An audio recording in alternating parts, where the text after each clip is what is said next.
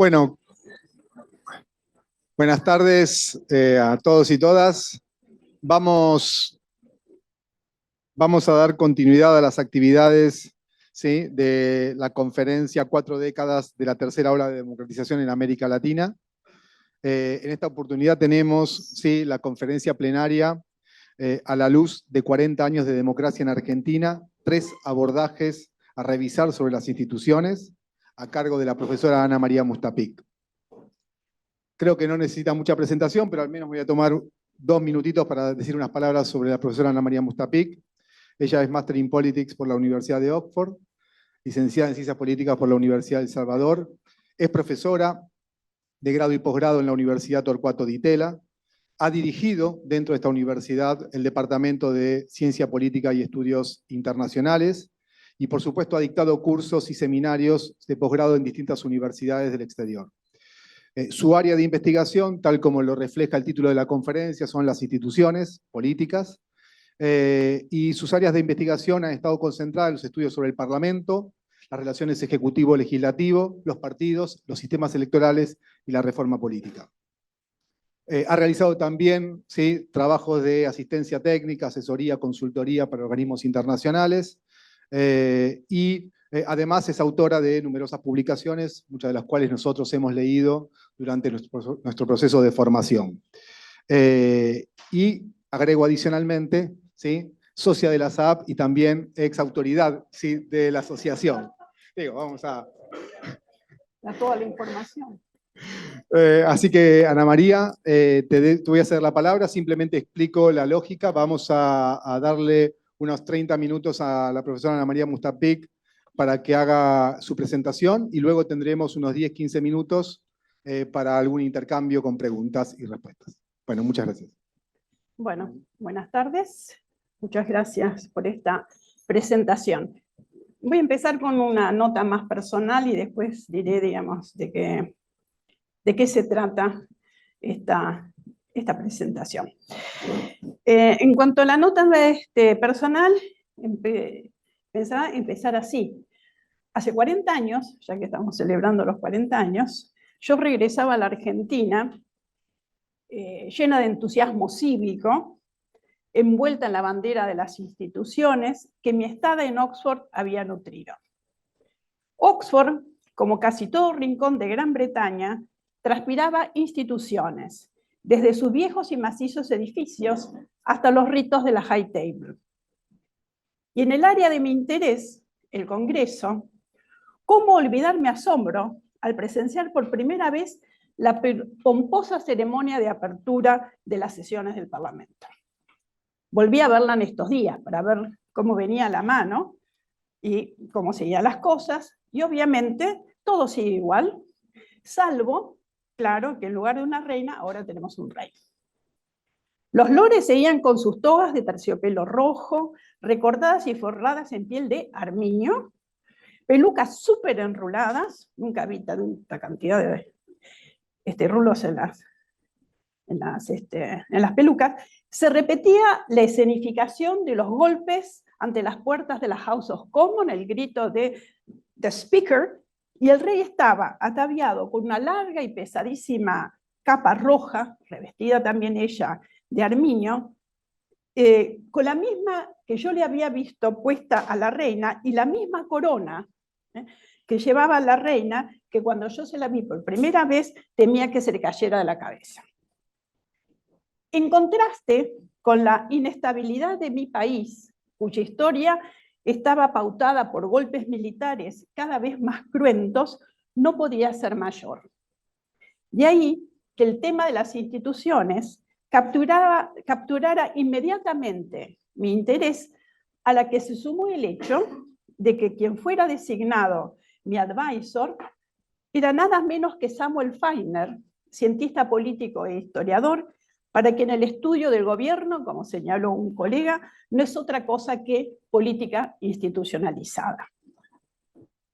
A mi regreso, con ese bagaje y una tesis que se ocupaba de los conflictos institucionales del primer gobierno democrático de la Argentina, el de Hipólito Yrigoyen, sintonicé inmediatamente con la agenda de investigación relacionada con los procesos de democratización. Mi interés se volcó en el estudio del Congreso, las relaciones ejecutivo-legislativo, partidos políticos, etc. El propósito de esta charla es compartir con ustedes algunas reflexiones preliminares, y eso me importa que tengan en cuenta, son preliminares estas investigaciones, ¿sí? Estas reflexiones. Algunas notas sería, ¿no?, que he ido sumando al estudiar el caso argentino y que están referidas a cómo abordar el estudio de las instituciones de gobierno. Esas inquietudes son las que dan título a esta charla, 3 abordajes a revisar sobre las instituciones políticas, y estos abordajes nacieron a partir de la preocupación por la consolidación de la democrática y los temas que se discutían en esos momentos a propósito de esta cuestión. Y entonces esos 3 abordajes se relacionan con la división de poderes, el hiperpresidencialismo y la crisis de representación. Más o menos que digo todo, con lo cual parece demasiado ambicioso, pero espero no levantar demasiadas expectativas, ¿sí? Bueno, ¿qué pasa con la división de poderes? La división de poderes y los mecanismos de check and balances son vistos como componentes claves de las instituciones democráticas. Cuando comencé a trabajar el tema de Congreso en sistemas presidenciales, era el encuadre dominante, y la preocupación central era que los congresos no se convirtieran en meras escribanías, que no fueran rubber stamps, que eran como sellos de goma, dedicados solamente a refrendar las iniciativas del Ejecutivo. Si esto sucedía, la división de poderes está en riesgo, y si la división de poderes está en riesgo, también lo podría estar la democracia. Para exponer mis comentarios a propósito de este framing, empezaré diciendo brevemente, y realmente es breve, de qué se trata la división de poderes, para luego referirme a los equívocos a los que puede dar lugar. De hecho, en forma simple, la idea de división de poderes entiende que las funciones básicas del gobierno de una sociedad, esto es, proponer políticas, ejecutar las políticas y dirimir los conflictos, no pueden estar en las mismas manos a menos que se esté dispuesto a alimentar la tiranía. Esto es Montesquieu puro, más o menos, ¿no? Entonces, para alejar ese peligro, poder ejecutivo, poder legislativo, poder judicial debe estar divididos, y esto se logra colocándolos en distintas manos, eligiendo a las autoridades de distinto modo, proponiendo distinto tipo de permanencia en el cargo, confiriéndole distintas atribuciones, etcétera, etcétera. Ahora, tomemos el caso de un presidente que tiene mayoría en el Congreso. ¿Qué tiene que pasar para sostener que el Congreso es una escribanía y por lo tanto el principio de división de poderes está amenazado? Centralmente, lo que tiene que pasar es que los legisladores del oficialismo apoyen las iniciativas del gobierno. Ahora me pregunto, ¿por qué eso es un problema? ¿Acaso no sería mayor problema que no sucediera? Y además, si están de acuerdo, ¿por qué no van a apoyar? ¿Qué es lo que no está bien? Mi respuesta es que quizás lo que no está bien son los lentes a partir de los cuales se miran esos comportamientos. Esos lentes están basados en la idea de división entre ejecutivo y legislativo, y en este punto entiendo que se trata de una mirada predemocrática porque no contempla los partidos políticos. Para explicarme, incursionaré en los fundamentos de la idea de división de poderes, lo que me obliga a referirme, nuevamente brevemente, a la tradición constitucional estadounidense, en particular a lo que se conoce como el modelo madisoniano de separación y equilibrio de poderes. Sobre este modelo se inspiró la Constitución argentina y la de numerosos países latinoamericanos con las adaptaciones del caso.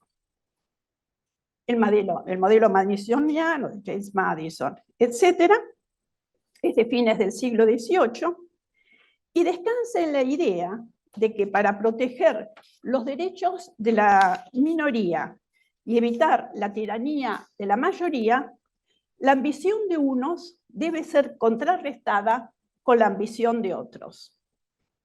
En consonancia con esta visión, se dio un diseño institucional en el que el Ejecutivo y el Legislativo debían ser elegidos en forma independiente uno de otro.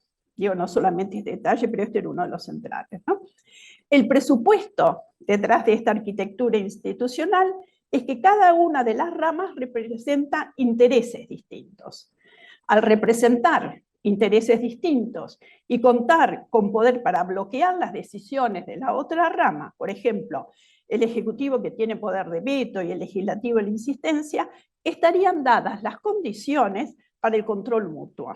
En este marco, el cambio del statu quo, que solo podría ser resultado de acuerdos entre los que se supone que actores minoritarios podrían tener un importante poder de negociación para proteger sus intereses frente a las decisiones de la mayoría.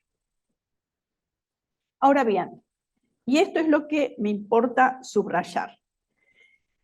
El presupuesto del modelo madisoniano, la división genera control mutuo, no es algo que se pueda sostener por el mero hecho de estipular el origen independiente de los poderes.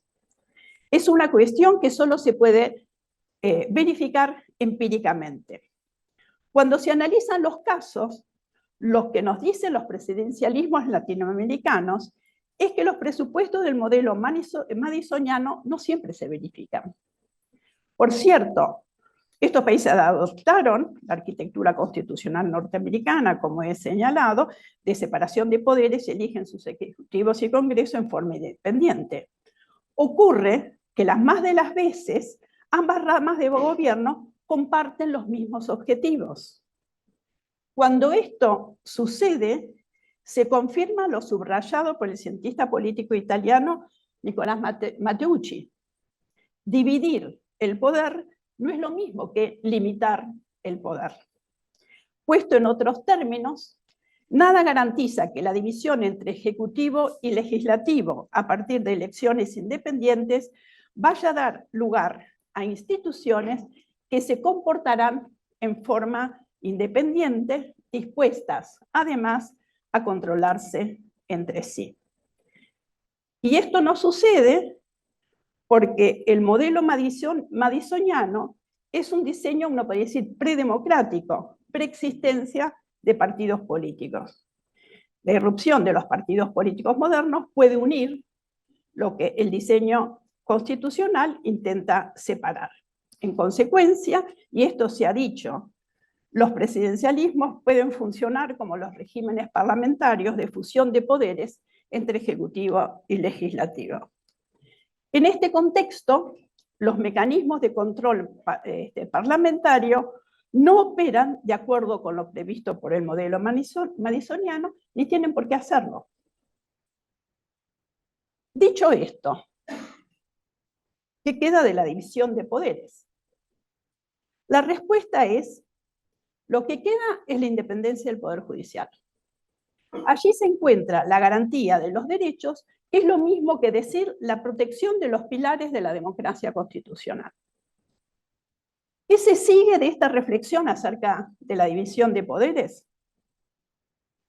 Se trata centralmente de una invitación a ampliar la mirada. ¿Sí? No es que, digamos, uno no tenga en cuenta, digamos, las atribuciones que pueden tener, bueno, esto después lo voy a ver, o distintos tipos de mecanismos que puedan existir, ¿no? Sobre todo de check and balances en ese sentido, pero sí me parece relevante que es preciso tener en cuenta que el poder político y la política transita también por senderos menos visibles a los ojos. A propósito de la independencia del Poder Judicial, y tan solo a título de ejemplo, un tipo de interrogante que puede plantearse es el siguiente. ¿Cómo generar confianza en la justicia de parte de los ciudadanos cuando estos creen que la resolución de los casos depende de jueces que le tocan, del juez que le toca en suerte? O mirando el caso argentino, no se cubren las vacantes con nuevos jueces o no se realizan los concursos. ¿Sí? ¿Qué nos dicen estos fenómenos a propósito de la rule of law? Y digamos, me parece, digamos, es como una invitación a abordar, digamos, ciertas cuestiones que están más dejadas de lado, salvo por Carlos esta mañana, que está fascinado con el Poder Judicial brasileño y me parece muy bien, ¿sí? Pero, digamos, creo que hay, digamos, un punto de decir, bueno, por ahí, digamos, en un principio nos concentramos la mirada en ciertas cuestiones, digamos, veamos este otro ámbito, digamos, que vale la pena estar investigando.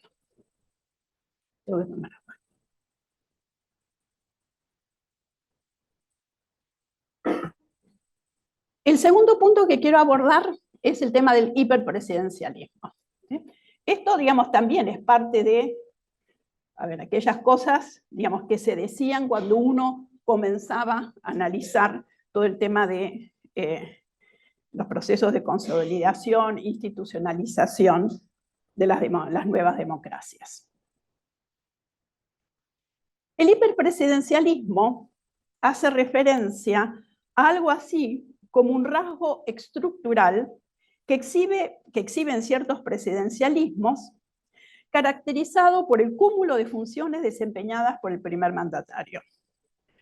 Cuando se comenzó a escribir sobre este tema, al calor del debate iniciado por Juan Lins acerca de qué era mejor para asegurar la supervivencia del régimen democrático, si el presidencialismo o el parlamentarismo, acá se decía que teníamos un sistema hiperpresidencialista porque el presidente era jefe de Estado, jefe de gobierno, jefe de la administración pública, jefe de las Fuerzas Armadas y líder del partido. Fíjense ustedes, esto, digamos, se decía en los 80. Esto es cuando todavía no habían aparecido en el horizonte ni el presidente Menem ni el presidente Kirchner. ¿Sí?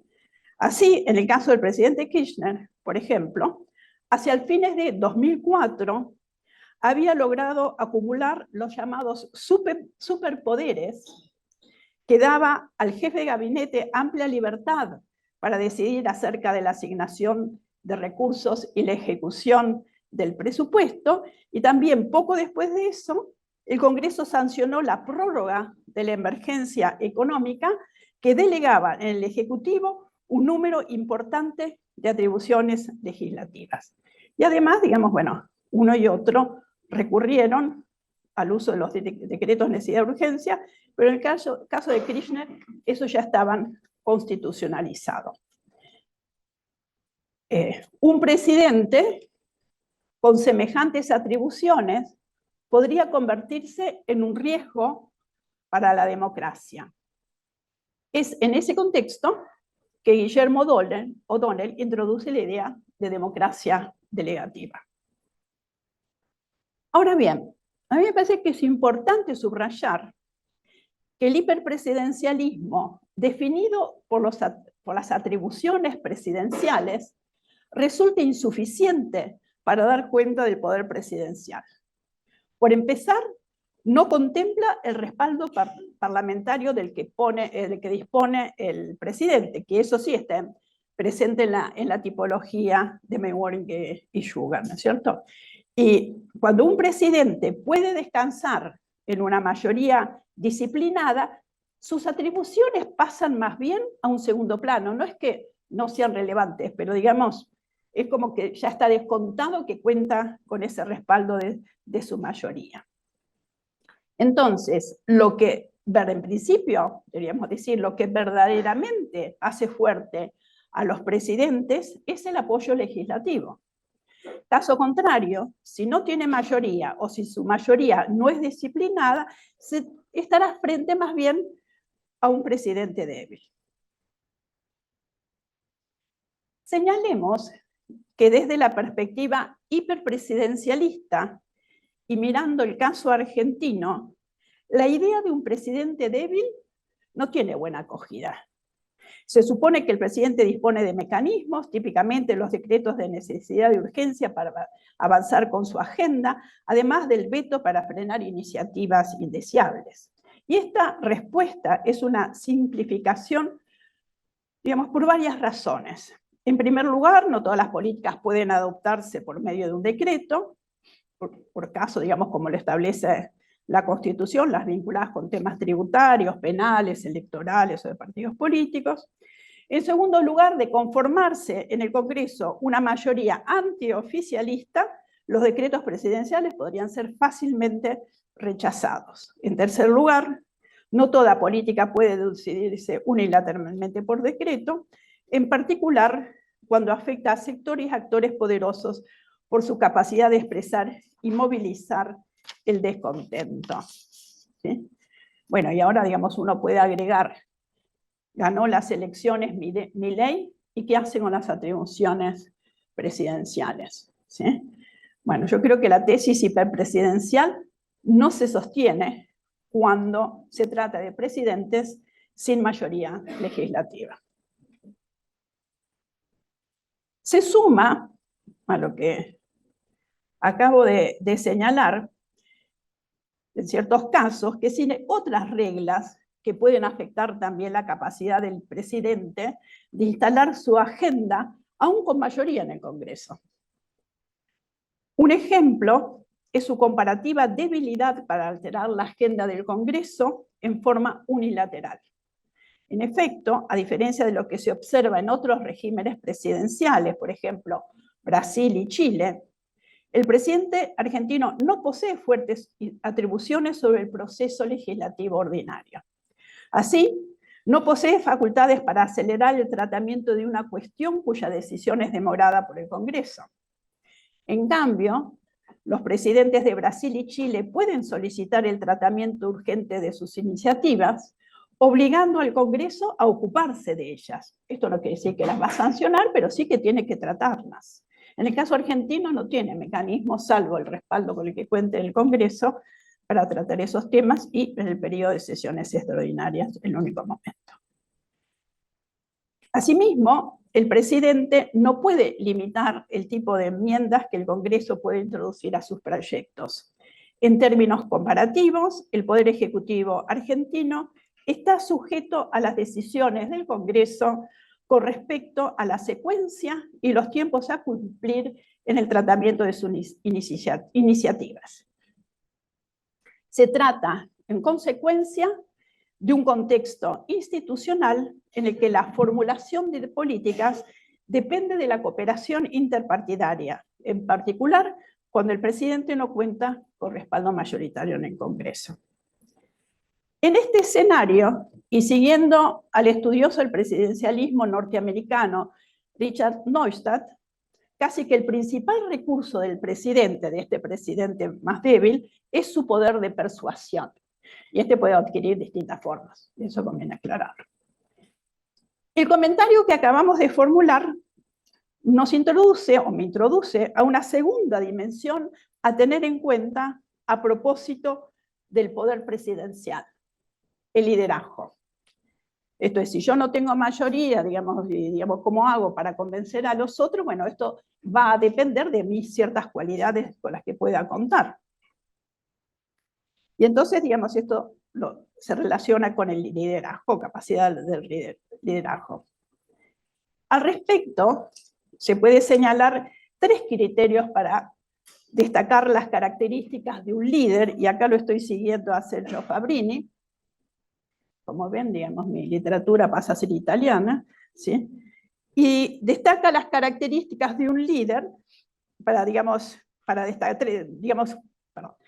señala 3 criterios para destacar las características de un líder: función, perfil y recursos.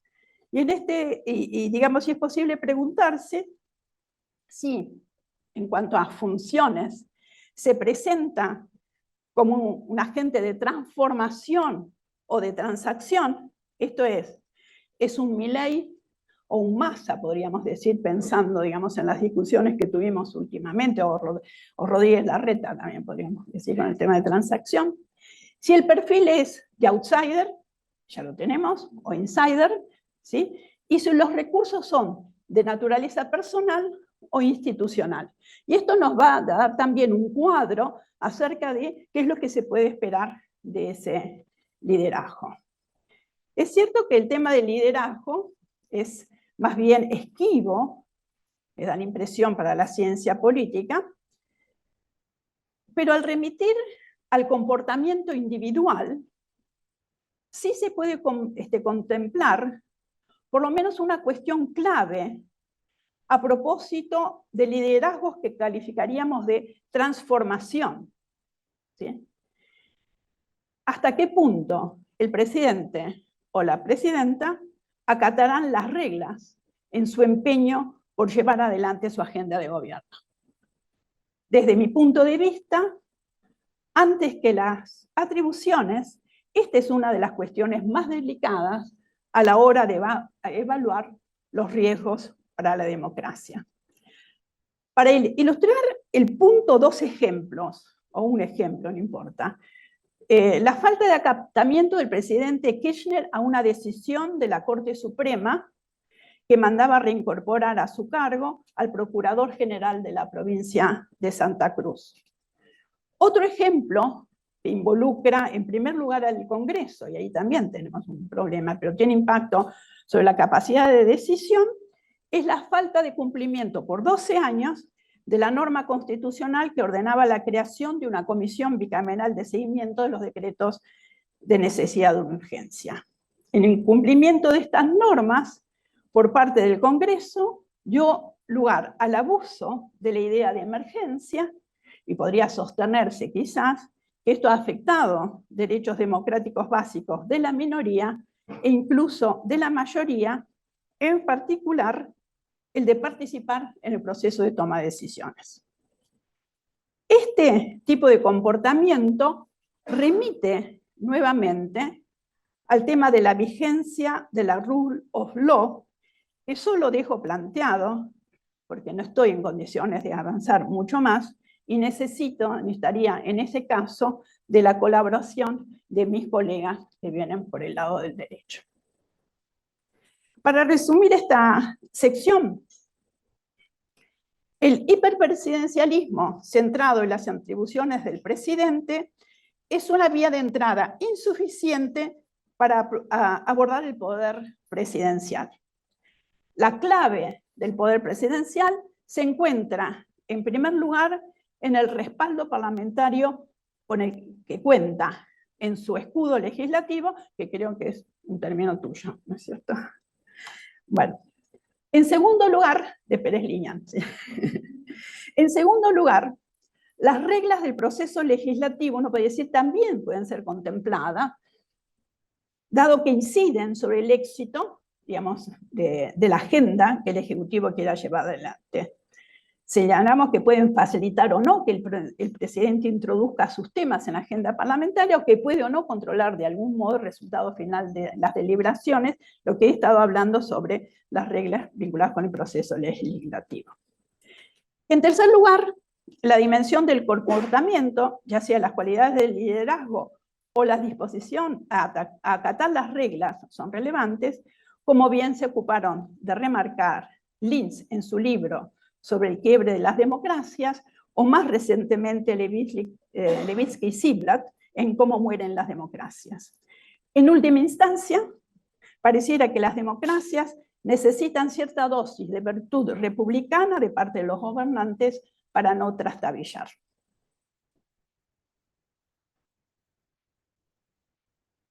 Me sobra. Voy al último punto, la crisis de representación. Y esto, porque esto es lo más difícil, entonces lo hago breve. Y además, digamos, nada, esto es un tema de discusión. Entonces, es solo un esbozo sobre el tema.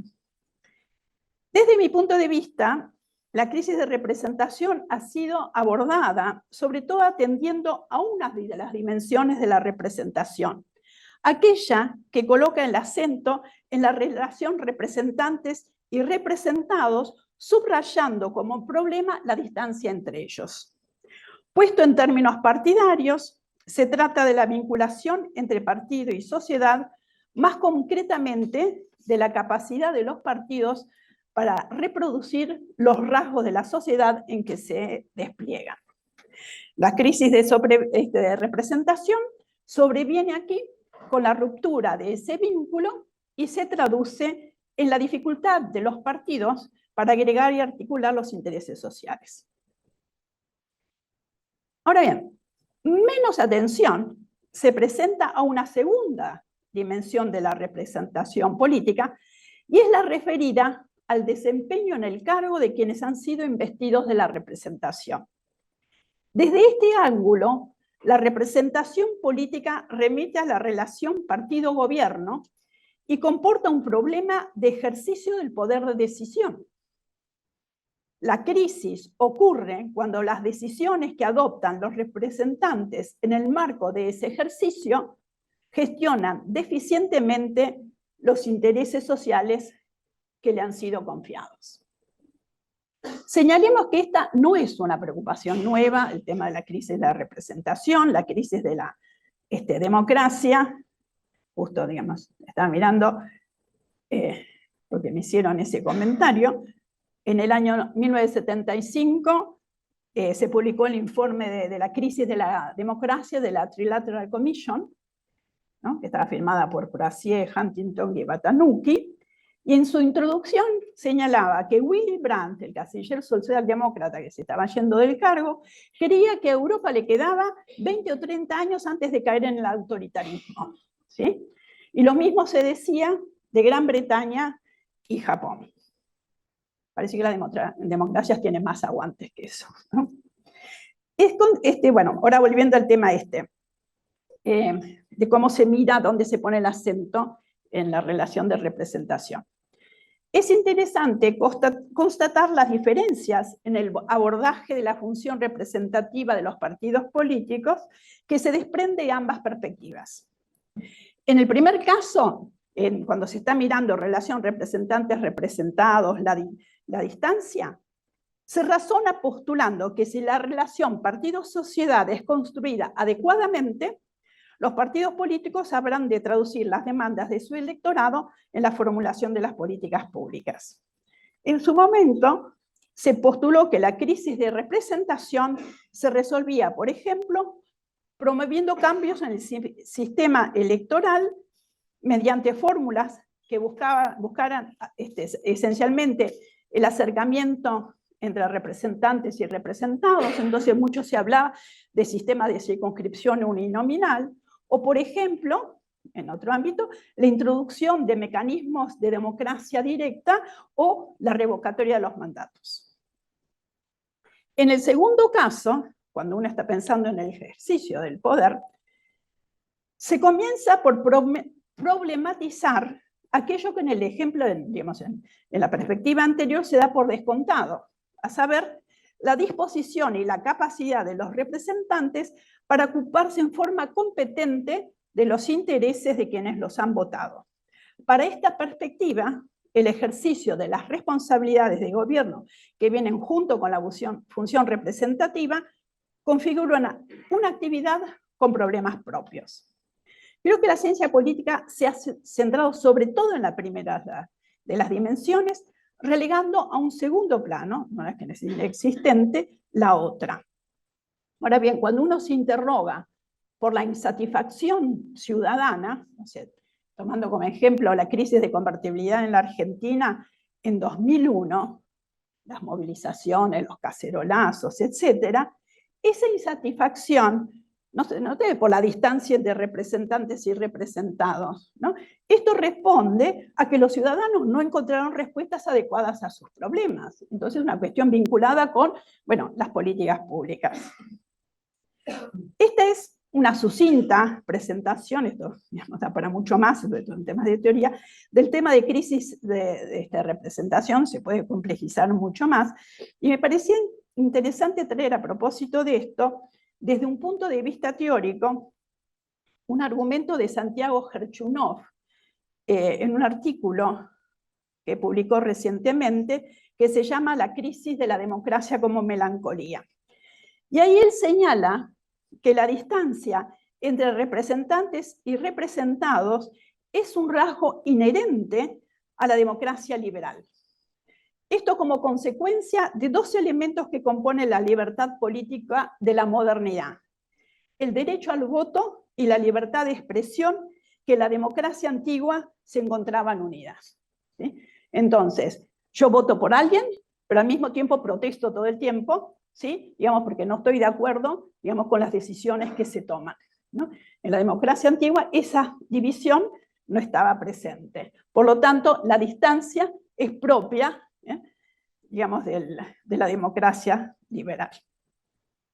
Sea como fuere, lo que me movió a introducir esta discusión es llamar la atención a la importancia de colocar en un primer plano los estudios sobre políticas públicas. Y un párrafo del cientista italiano Maurizio Cotta, sigo con los italianos, sintetiza muy bien este punto, por lo tanto, cito lo que él señala. Si la medida fundamental para evaluar el desempeño político de un régimen, más que al acceso al poder o el control sobre las arbitrariedades del poder, es la capacidad de respuesta a la maquinaria política democrática a las demandas populares, es bastante natural que las políticas asuman el papel de actores privilegiados de nuestra atención. De hecho, es en este plano donde en última instancia debería verificarse la naturaleza democrática del régimen político. Entonces, este es un llamado a colocar en el primer plano el tema de las políticas públicas. Bueno, esto es lo que he querido traer a la discusión y ahora espero que no me agreguen demasiado. Muchas gracias.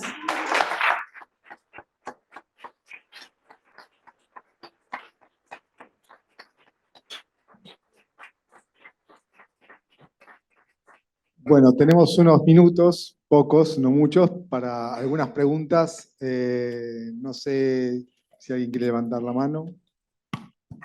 No sé, ¿alguna pregunta? ¿Nadie quiere hacer preguntas? Bueno. No sé. Hola Ana María, me gustó mucho tu presentación. Quería hacer una pregunta vinculada al último punto, al tema de la distancia. A mí particularmente no me gusta mucho el concepto de crisis de representación porque creo que el sistema de representación siempre a alguien representa, ¿no? El sistema representativo siempre representa a alguien. Pero lo que pasa muy habitualmente es que hay sectores de la sociedad cuyas demandas, cuyas necesidades, por lo general no llegan al sistema representativo. Si no lo podemos entender a través de la distancia, ¿de qué otra manera podríamos entender esa incapacidad de que esas demandas penetren y sean recuperadas por el sistema representativo para ser, como vos decías bien, respondidas, satisfechas? ¿Vamos a apuntar alguna otra pregunta? Si la profesora Mustafi Yo responde puedo todo. pedir que, digamos, porque yo después me olvido. Ah, lo que me dale, como preguntan. quieras. Sí, sí, cómo no. No, está bien. No, yo ahí la única respuesta, digamos, que te diría, en un sistema democrático depende del sistema de partidos, una cosa, y la otra, digamos, depende de otros sectores organizados, ¿sí?, que puedan hacer llegar ese tipo de demandas. No sé, digamos, pienso en el caso argentino y, digamos, en el movimiento piquetero, etcétera, ¿no? Que uno diría, bueno, este universo nunca podría ser representado, pero sin embargo ese universo logra ser representado y hacer llegar sus demandas. Entonces, yo no sé, por ejemplo, en el caso argentino, si yo diría, hay mucha gente que queda fuera, esto es que no puede ser representada. Otra cosa es, digamos, bueno, si después puede formar parte de una mayoría, etcétera, y digamos, y bueno, y cómo puede incidir en las políticas, eso, ¿sí? Pero digamos, en principio esa podría ser una respuesta y entonces podríamos pensar, bueno, también tiene que ver con la vitalidad de la sociedad civil, ¿no? De repente, ¿no? Y con otro tipo de organizaciones. Provisoriamente esa sería mi respuesta. Bueno, muchas gracias, Ana María. Realmente muy interesante todos los puntos, pero también me voy a quedar con el último, porque coincide mucho con lo que yo vengo pensando, ¿no? En términos de, por ejemplo, cuando uno piensa en la actualidad en la Argentina, ¿no? Más que crisis de representación, yo diría exceso de representación, ¿no? Hoy todos nos sentimos muy fuertemente representados, hay mucha fuerza, y cuánto más no puede entenderse, como vos bien marcabas, como una idea de crisis de gobernabilidad. Lo que no se hace es gobernar, no hay capacidad de gobierno, es otra dimensión. Y quizás esto también venga más o menos de la mano con la polarización.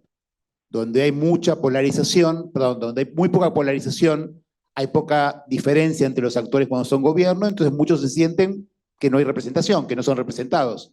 Y a la inversa, cuando hay mucha polarización, hay gran distancia entre las políticas y se puede sentir mucha representación, pero poca gobernabilidad. Y coincidiendo con vos en poner el énfasis en las políticas públicas, me parece importante, sobre todo los que trabajamos y estudiamos partidos políticos, que empecemos a mirar el rol de los partidos en el gobierno. Porque siempre nos dedicamos, porque es más sencillo, verlo en el electorado, porque hay votos, porcentajes, hacemos cuentas, verlos en el Parlamento, porque hay números concretos, ves bancas, votaciones, etcétera, y nos cuesta mucho más entrar justamente al funcionamiento del propio gobierno, que es donde justamente está esta cuestión de la gobernabilidad. Así que sí, esto no iría de la mano con lo que estabas planteando, ¿no? Sí, sí, estoy, digamos, totalmente de acuerdo, porque, digamos, la primera, digamos, visión sería la visión del partido con la sociedad, ¿no? Y entonces, bueno, y la otra tiene que ver qué pasa con el partido en el gobierno, y eso es, digamos, sumamente importante, ¿no? Digamos, cómo se preparan para las políticas públicas, digamos, de dónde seleccionan, digamos, el personal. Digo, hay infinidad de cosas, esto nos lleva también a todo el tema de, bueno, digamos, qué pasa con el Estado, cuáles son las capacidades del Estado, la burocracia, digamos, el espectro de cuestiones es sumamente amplio, pero es muy relevante a la hora de, bueno, a ver, tenemos el Estado adecuado, digamos, para poder hacerse cargo de estas cosas, porque las políticas pueden ser diseñadas, pero por ahí después no pueden ser implementadas, porque no, eso ya lo sabemos, ¿no? Y esto es como retomar parte de la agenda de los 90, ¿no? Cuando decía, bueno, las reformas, ¿qué es lo que requieren, ¿no? En parte, digamos, ¿sí? Pero estoy de acuerdo, ¿sí?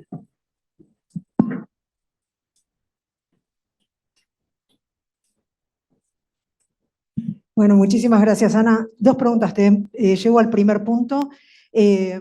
Con respecto a tu crítica a la división de poderes, ¿es estrictamente madisoniana o incorpora también ya la división de poderes a la DAL? Porque DAL ya le, digamos, en contraposición a Madison le dice, bueno, la división de poderes constitucional o institucional requiere división de poderes social. Entonces, en la medida en que haya distintos centros en competencia de poder y que ninguno tenga la soberanía de esas minorías, en realidad las instituciones pasan a ser casi superfluas. Entonces no me queda claro si tu crítica pasa estrictamente por la madisoniana o incorporando la visión de Dahl también tenés una visión crítica o deficiente de lo que está pasando. Y la segunda, con respecto al último punto, es si hay alguna diferencia. Yo, a diferencia de lo que dijo Juan Manuel, creo, digamos, si la representación tiene que ver, la representación política democrática, a diferencia de la fiduciaria o la de la delegación de la autoridad, tiene que ver con accountability constante de lo que hace el representante,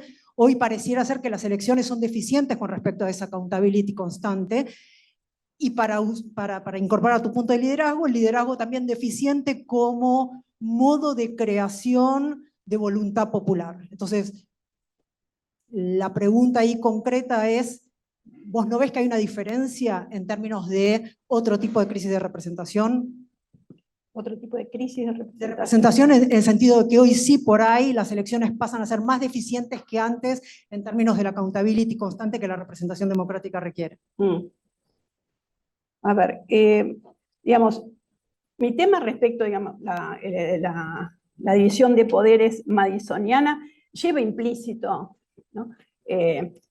La cuestión de que cada uno de estos sectores, digamos, como era la idea original de Montesquieu, está representando intereses distintos, ¿sí? Y eso es, y bueno, eso después, digamos, un poco lo que se dice que termina siendo muy conservador, ¿no? Finalmente. Pero eso, digamos, está ahí, implícito y también, digamos, puede ser un problema. Pero podría no serlo. Uno nunca sabe, digamos, cómo se forman las coaliciones también después finalmente. Así que, digamos, es un problema abierto. Pero, digamos, la idea de por qué lo dice, digamos, y qué es lo que está pensando, es esa, digamos, que se pueden ver claramente las divisiones dentro de la sociedad. Y entonces vos le podés atribuir una rama, un sector, etcétera, ¿no? Y de ese modo, digamos, interactúan estos distintos intereses, ¿sí? Después el tema de la accountability efectivamente es un componente central del tema de la representación. Pero ahí yo nuevamente lo vinculo con, bueno, a ver qué respuestas das, porque básicamente casi que uno puede decir, bueno, el resultado de la accountability, a ver, ¿ustedes qué han hecho en el gobierno? Y poca cosa, ¿sí? Y entonces eso te lleva, digamos, nuevamente al tema de las políticas públicas, ¿no? Y los partidos, como pueden estar, digamos, etcétera, o el Estado en su conjunto, eso, ¿sí? Tenemos para una pregunta más, y no mucho más, porque 15:30 empezamos con las mesas. No sé si hay algún espacio para una pregunta más. Ahí.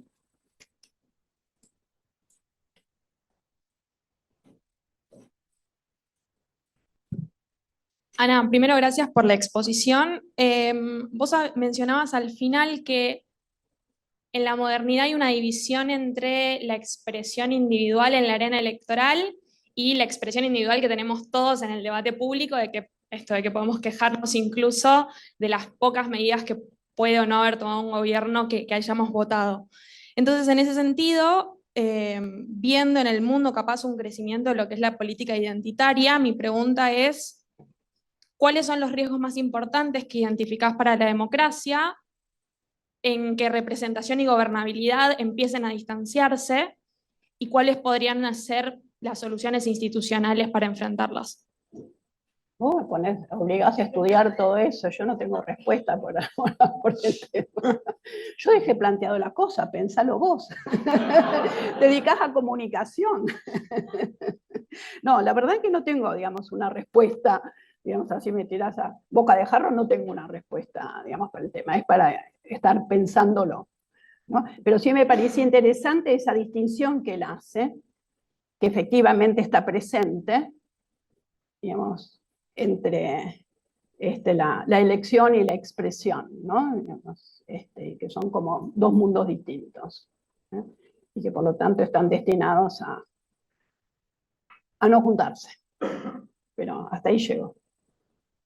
Bueno, vamos a concluir la conferencia. Gracias, Ana María. Les recuerdo la agenda. Tenemos ahora 2 mesas redondas. Una en esta misma sala, Judicialización de la Política y Justicia Transicional. La otra en la sala 203 acá abajo, Erosión y Colapso de la Democracia, Bolivia, México, Venezuela y Centroamérica. Así que nada, los esperamos en las próximas actividades entonces.